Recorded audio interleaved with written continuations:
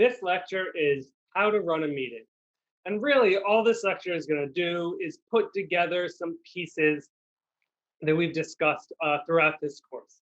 So I'm going to start with talking about the agenda, and then I'm going to talk about some communication elements, and I'll talk about how to handle action items that come up in the meeting.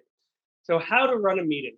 When I think about how to run a meeting, it's really not much different than facilitating a decision-making process, any other kind of conversation.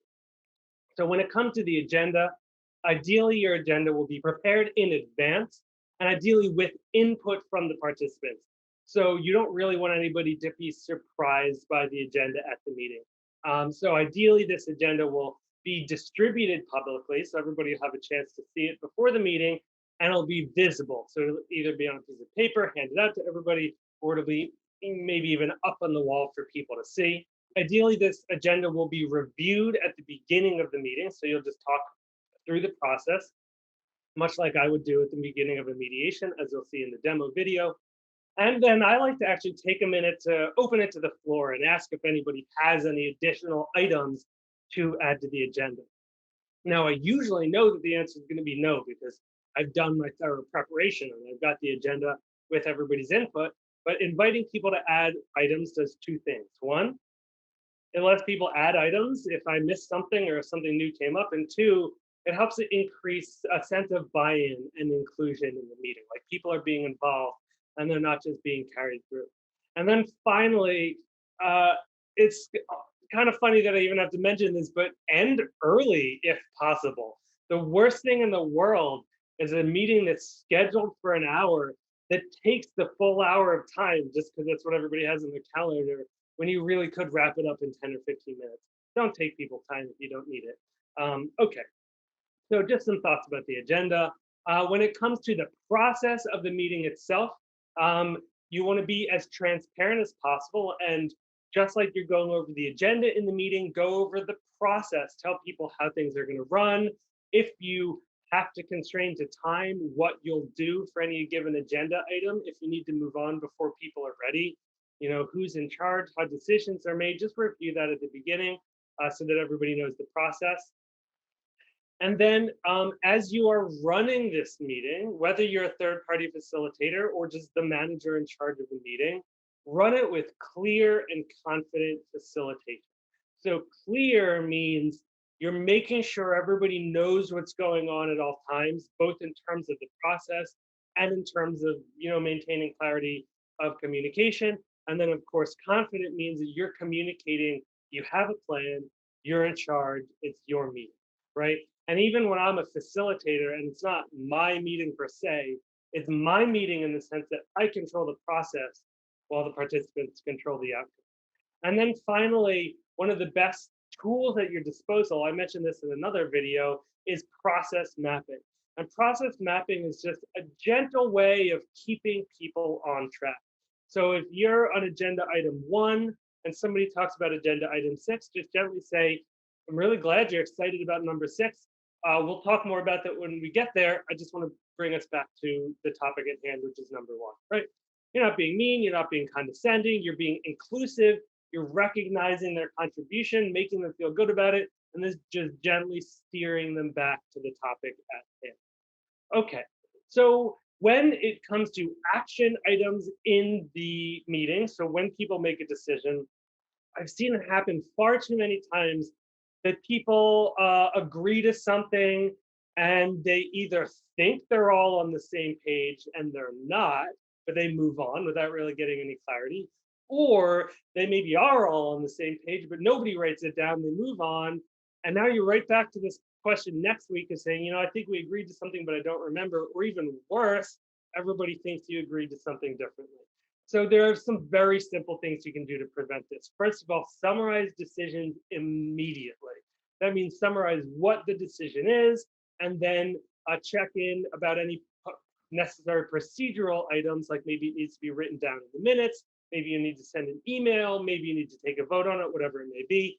Capture any procedural items. Reflect ambiguities, okay? If you hear people saying slightly different things, call them out on that. That can be awkward sometimes, especially when you've just gotten to the end of a really hard discussion people are finally starting to get somewhere. They feel like they agree, and you're hearing like you're not quite saying the same thing. That can be a tough time to call out. Like, I know you're excited and relieved to finally feel some movement on agreement, but I have to point out you're not actually on the same page. That can be tough, but it's much better to do it there in a moment than a week later when everybody now gets upset. They think they agreed to something and they're not. And then finally, along those same lines, you want to do what's called reality testing and getting details. So reality testing means asking the hard questions.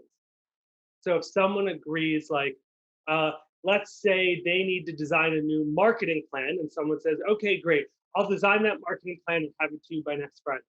We need to ask the hard questions. What will you do if the marketing plan isn't ready by next Friday? Or I heard you mention that in order to get this done on time, you need the data by Monday. What will you do if the data is late? Or what will you do if the product image isn't completed, right? You need to ask all the hard questions about why this great idea that everybody's super excited about might fail. And remember, your goal is not to make it fail, but to ensure that it will succeed by asking people those questions and giving them an opportunity to make up plans, come up with, for example, contingency plans or backup plans, right? So that's the goal of reality testing.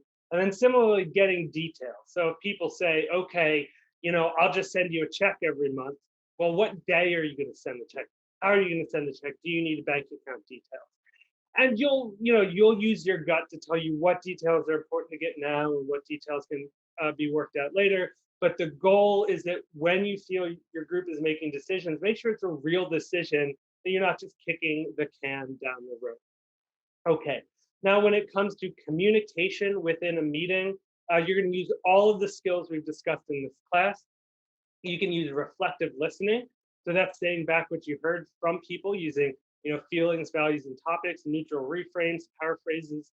You can ask open-ended questions about areas that you think are important but haven't been fully explored, or things that maybe people on one side of the room understand, but people on the other side of the room don't understand.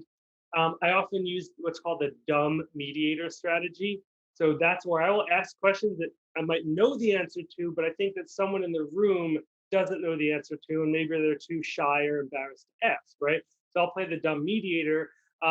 Or, there are in between strategies. Maybe I don't want to come across as dumb, so I'll just say something like, it could be useful to spell out some of the details there just to be sure we're all on the same page. Is someone willing to explain this concept for us all, right? That's sort of in between, it accomplishes the same thing.